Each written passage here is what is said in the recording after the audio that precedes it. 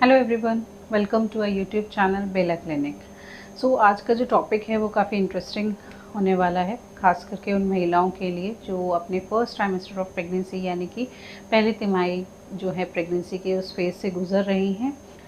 Video start करने से पहले मैं सभी को थैंक यू बोलना चाहूँगी। आप लोगों का सपोर्ट है जिसकी वजह से हमें डेली मोटिवेशन मिलता है कि हम कोई ना कोई हेल्थ अपडेट्स आप तक पहुँचाते रहें। तो इसी तरीके से अपना सपोर्ट बनाए रखिए और बेला क्लिनिक चैनल को लाइक शेयर सब्सक्राइब करना बिल्कुल भी ना भूलें।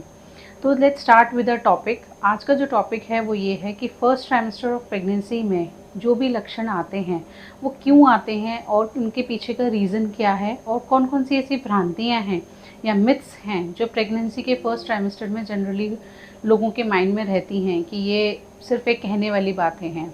ठीक है, तो सबसे पहले हम स्टार्ट करते हैं कि कौन कौन से ऐसे लक्षण हैं जो पेशेंट के अंदर नज़र आते हैं। तो जब भी एक प्रेग्नेंट लेडी हमारे पास अपने रिलेटिव्स के साथ में, घर वालों के साथ में आती है, तो सबसे पहले जो उनके रिश्तेदारों की, घर वालों की कंप्लेन होती है वो ये होती है कि मैम जब से ये प्रेग्नेंट हुई है तब से ना पता नहीं क्या हो गया, इतना उदास रहने लग गई है, बहुत चिड़चिड़ापन इसके अंदर आ गया है, जब देखो इसका मन करता है सोते रहने का, इतना आलसपना इसके अंदर आ चुका है। ऐसा क्या है? क्योंकि हम तो चाहते हैं कि प्रेगनेंसी है तो ये थोड़ा खुश रहे ताकि बच्चा भी सही रहेगा। तो ये कंसर्न जो है एक फैमिली का बहुत अच्छा कंसर्न है। मतलब उनको भी एक टेंशन रहती है जब भी कोई नया मेंबर हमारी फैमिली में इंट्रोड्यूस होने वाला होता है, बेबी आ रहा है, उनको एक अलग एक्साइटमेंट होती है। बट इस केस में मैं बताना चाहूँगी कि सभी रिश्तेदारों को ये समझने की ज़रूरत है कि उस फीमेल के अंदर, बॉडी के अंदर क्या क्या ऐसे बदलाव हो रहे हैं जिसकी वजह से वो ऐसा फील कर रही है। वो ऐसा नहीं है कि आपकी वजह से कुछ प्रॉब्लम हो रही है इस वजह से वो ऐसा फेस कर रही है। जनरली प्रेगनेंसी में क्या होता है कि बीटा एचसीजी नाम का हार्मोन और प्रोजेस्टेरोन नाम का हार्मोन, ये दो ऐसे हार्मोन्स हैं जो बॉडी के अंदर काफ़ी तेज़ी से बढ़ रहे होते हैं, जिसकी वजह से फीमेल की बॉडी में काफ़ी सारे बदलाव आ रहे होते हैं और वो उसको ही नहीं समझ में आ रहे होते। जैसे कि बीटा एचसीजी हार्मोन बढ़ने की वजह से जनरली नौशिया, वॉमिटिंग, एकदम सुबह सुबह ऐसा लगेगा कि जी मचला रहा है, ये सब चीज़ें बढ़ जाती हैं। प्रोजेस्टेरोन जब हमारी बॉडी में बढ़ रहा होता है तो उस टाइम पे नींद, थकावट, ये सब चीज़ें भी काफ़ी बढ़ जाती हैं प्रेगनेंसी के दौरान। तो ये उसका बॉडी का नेचर नहीं है, वो हार्मोन्स की वजह से ऐसा हो रहा है उसके साथ में। तो इस फेज़ को थोड़ा-सा आपको समझने की ज़रूरत है कि जैसे ही 2-3 महीने स्टार्टिंग के निकल जाएंगे, वो फिर से 4th या 5th मंथ पे पेशेंट जो है वो एक्टिव हो जाती है।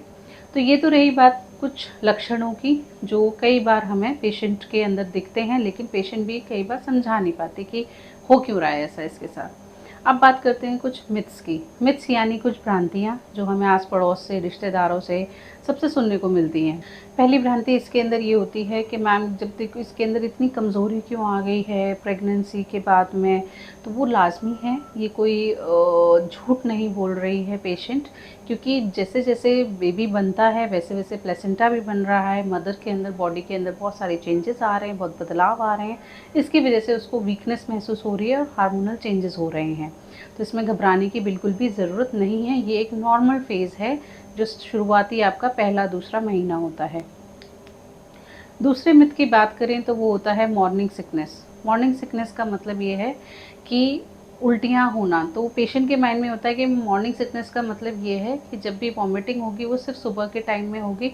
तो ऐसा बिल्कुल भी नहीं है। मॉर्निंग सिकनेस कभी भी हो सकती है, आफ्टरनून में भी हो सकती है, रात के टाइम में भी आपको नॉशिएटिंग फीलिंग, जी मिचलाना जैसा आपको महसूस हो सकता है। अब एक कॉमन क्वेश्चन जो मतलब जनरली जब भी मदर इन लॉ अपनी बहू को लेकर के आती है डॉक्टर के पास में दिखाने के लिए, तो उनका मानना ये होता है कि मैम प्रेगनेंसी में जितना काम करें उतना अच्छा होता है, उससे नेचुरल डिलीवरी के चांसेस बढ़ जाते हैं। और हम तो बहुत काम करते थे अपने टाइम में, ये तो पता नहीं बिल्कुल ही काम नहीं कर पाते हैं, ऐसा क्यों है? नहीं काम करेगी तो फिर कैसे होगी नॉर्मल डिलीवरी? तो ऐसा नहीं है कि पूरा टाइम एक्टिव रहने से नॉर्मल डिलीवरी होगी होगी। पहली बात तो ये, क्योंकि वो डिपेंड करता है आपके 9 मंथ्स के अल्ट्रासाउंड्स पर, आपकी बेबी की पोजीशन क्या है, बेबी तिरछा तो नहीं है, बेबी के नाल तो नहीं फंसी हुई है, बच्चेदानी का मुंह खुला है अपने आप या नहीं खुला। बहुत सारे अदर फैक्टर्स होते हैं जहाँ पर ये डिपेंड करता है कि नॉर्मल डिलीवरी होगी या ऑपरेशन से बच्चा होगा, पहली बात। दूसरी बात यह है कि हर वक्त प्रेग्नेंट लेडी एक्टिव रहे ज़रूरी नहीं है, क्योंकि बॉडी के अंदर थकान भी होती है, तो उसको रेस्ट लेना भी ज़रूरी है। एक और मिथ जो पेशेंट के माइंड में होता है कि मैम बेबी तो भी बहुत छोटा है, तो मैं तो एक्सर्शन वगैरह भी अगर हम ट्रैवलिंग वगैरह कर सकते हैं या बिल्कुल नहीं कर सकते हैं। यस, ट्रैवलिंग आप कर सकते हैं लेकिन प्रिकॉशनरी ट्रैवलिंग होती है। ऐसा नहीं है कि जैसा आप डेली रूटीन में कहीं भी बस में चल दिए या उबड़-खाबड़ रास्तों पर आप चल रहे हैं, वो नहीं। बेबी भले ही छोटा है लेकिन वो ग्रो कर रहा है, ग्रोइंग फेज़ में है, तो उस टाइम पे सबसे ज़्यादा अबॉर्शन होने के चांसेस होते हैं। तो थोड़ा बहुत तो ध्यान आपको अपना रखना है। अब कुछ टिप्स मैं बताना चाहूँगी यहाँ पर, ख़ास करके उन महिलाओं के लिए जो फर्स्ट ट्राइमेस्टर ऑफ प्रेगनेंसी के अंदर हैं। पहली टिप तो ये है कि आपको अपने आप को बिल्कुल रेस्ट प्रोवाइड करना है, आराम करना है। अच्छे हेल्दी वेजिटेबल्स, फ्रूट्स आपको खाने हैं। मल्टीविटामिन्स या फॉलिक एसिड जो आपके डॉक्टर्स ने प्रिस्क्राइब किया है वो आपको लेना है। कोई भी मेडिकेशन ओवर द काउंटर नहीं लेनी है, चाहे भले ही आपको ज़ुकाम है, सर्दी है, फीवर है। इसके लिए आपको दवाइयाँ बिना डॉक्टर के पूछ के नहीं लेनी है, डॉक्टर से पूछ कर ही आपको इनकी दवाइयाँ आपको लेनी चाहिए। दूसरा, इसके अंदर आपको फर्स्ट ट्राइमेस्टर ऑफ प्रेगनेंसी में जितने भी इम्पॉर्टेंट ब्लड टेस्ट हैं, अल्ट्रासाउंड्स हैं, वो सब आपको टाइमली करवाने चाहिए और रेगुलर चेकअप्स के लिए आपको डॉक्टर के पास जाना ज़रूरी है। सो आई होप इस वीडियो के ज़रिए कुछ मिथ्स की क्लैरिटी हम कर पाए हों। और अगर आपका कोई भी क्वेश्चन है वो आप हमें कमेंट सेक्शन में ड्रॉप कर सकते हैं, और भी कोई टॉपिक्स है जिसके ऊपर आप चाहते हैं हम वीडियो बनाएं तो वो आप हमें कमेंट सेक्शन में ड्रॉप कर दीजिए। And thank you for your support, और आई होप ये वीडियो आपको पसंद आए। सो इस चैनल को लाइक, शेयर, सब्सक्राइब करना बिल्कुल भी ना भूलें।